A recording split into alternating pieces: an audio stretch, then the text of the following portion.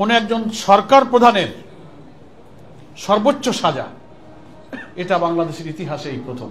আমরা মনে করি এই বিচারের ব্যাপারে কোনো প্রশ্ন তোলার সুযোগ কারো নেই, কারণ বিচার স্বচ্ছ হয়েছে, নিরপেক্ষ হয়েছে, আন্তর্জাতিক মানের হয়েছে। সম্মানিত সাংবাদিক বন্ধুগণ, উপস্থিত আমাদের দুই পাশে দাঁড়ানো আপনারা লক্ষ্য করছেন সম্মানিত কেন্দ্রীয় জামাত নেতৃবৃন্দ এবং আমাদের প্রিয় দেশবাসী এবং প্রবাসে অবস্থানকারী সম্মানিত ভাই ও বোনেরা, আজকে বাংলাদেশের রাজনীতি, আইনের শাসন এবং বিচারের ইতিহাসে একটা গুরুত্বপূর্ণ দিন। 2024-এর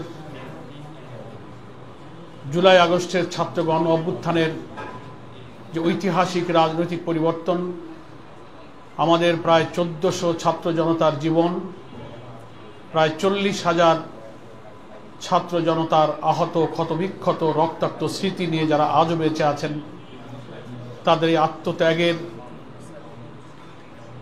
ঐতিহাসিক অবদানকে আমি শ্রদ্ধার সাথে স্মরণ করছি। গুরুত্বপূর্ণ দিন বিচারের দৃষ্টিতে এই কারণে আমরা বলছি যে দেশের 18 কোটি মানুষের যে আকাঙ্ক্ষা, যে গণ আকাঙ্ক্ষা ছিল যে ঘৃণ্য মানবতা বিরোধী অপরাধীদের বিচার এই অন্তর্বর্তীকালীন সরকারের দায়িত্ব পালনকালে দৃশ্যমান করতে হবে জাতীয় নির্বাচনের পূর্বে, এটা ছিল আমাদের অন্যতম দাবি। আংশিক হলেও আজকে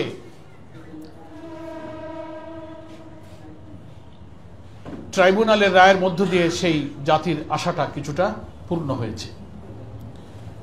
সেজন্য বাংলাদেশ জামাত ইসলামের পক্ষ থেকে আমাদের তাৎক্ষণিক প্রতিক্রিয়া সম্পর্কে দু চারটি কথা আপনাদের খেদমতে আমি পেশ করছি। প্রথম কথা হলো, বাংলাদেশের ইতিহাসে অনেক কারণে আজকের দিনটি গুরুত্বপূর্ণ। তার মধ্যে অন্যতম হলো কোনো একজন সরকার প্রধানের সর্বোচ্চ সাজা, এটা বাংলাদেশের ইতিহাসে এই প্রথম।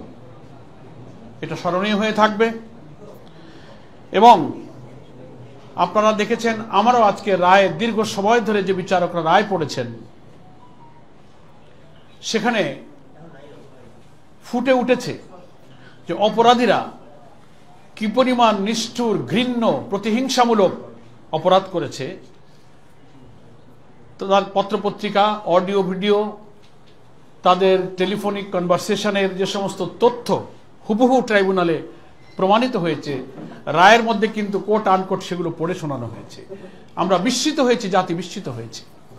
ফলে আমরা মনে করি এই বিচারের ব্যাপারে কোনো প্রশ্ন তোলার সুযোগ কারো নেই, কারণ বিচার স্বচ্ছ হয়েছে, নিরপেক্ষ হয়েছে, আন্তর্জাতিক মানের হয়েছে।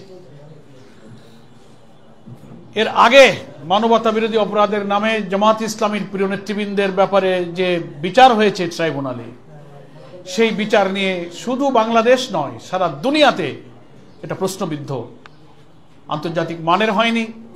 সে বিচারের বাদী সাজানো, এজাহার সাজানো, মামলা সাজানো, সাক্ষী সাজানো, বিচারক সাজানো, রায় সাজানো, আদালতের চত্বর থেকে সাক্ষীকে গুম করা, বিদেশ থেকে রায় লিখে দিয়ে ডিকটেট করা, স্কাইপে কেলেঙ্কারি, সেই বিচার ব্রিটিশ আদালতে এরকমই একটা বিচারের জাজমেন্ট দিতে গিয়ে সেখানে বলা হয়েছে জেনোসাইড অফ জাস্টিস।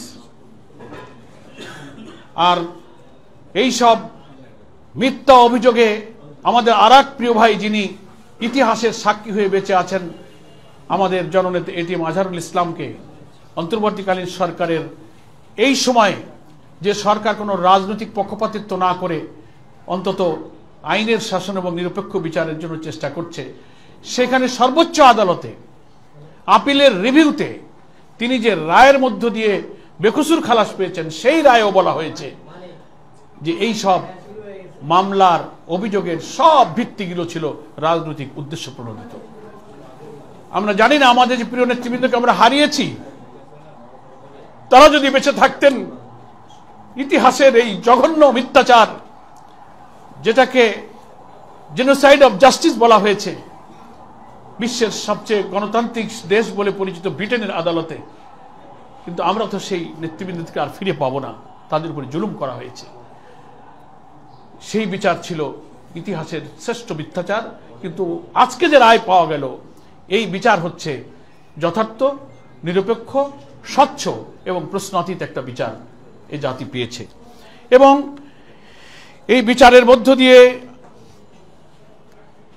জাতির কাছে এই জন্য প্রশ্ন নেই যে যতদিন এই ট্রাইব্যুনালে বিচার কাজগুলো হয়েছে, আপনারা দেখেছেন বিচারের চার্জ গঠন, ইভেন বিভিন্ন বিচার কার্যগুলো লাইভ টেলিকাস্ট হয়েছে সবার সামনে। আজকে রায়টা ফুল টাইম পড়ে শোনানো হয়েছে। এদেশে এই ট্রাইব্যুনালের রায় তো এইভাবে কখনো ক্যামেরাতে লাইভ টেলিকাস্ট হয়ে সারা পৃথিবী দেখার সুযোগ কখনো পায়নি। একটা ট্রান্সপারেন্ট, একটা স্বচ্ছ জাজমেন্ট এই জাতি পেয়েছে। তো আমরা মনে করি সোশ্যাল মিডিয়া, গণমাধ্যমে সব কিছু প্রচার করেছে।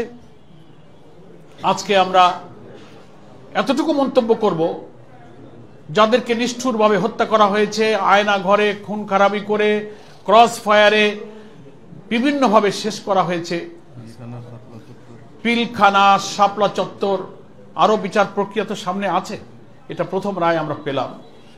সেজন্য আমরা মনে করি সবগুলোরই নিরপেক্ষ স্বচ্ছ বিচার হওয়া উচিত। আজকের রায়ের মধ্য দিয়ে অন্তত ক্ষতিগ্রস্ত পরিবারগুলো, যাদের পিতা হারিয়েছে, স্বামী হারিয়েছে, সন্তান হারিয়েছে, তাদের পূর্ণ ক্ষতির পূরণ হয়তো কোনোদিন হবে না, কিন্তু কিছুটা স্বস্তি তাদের হৃদয়ে এসেছে, একটা সুবিচার তারা দেখতে পেল।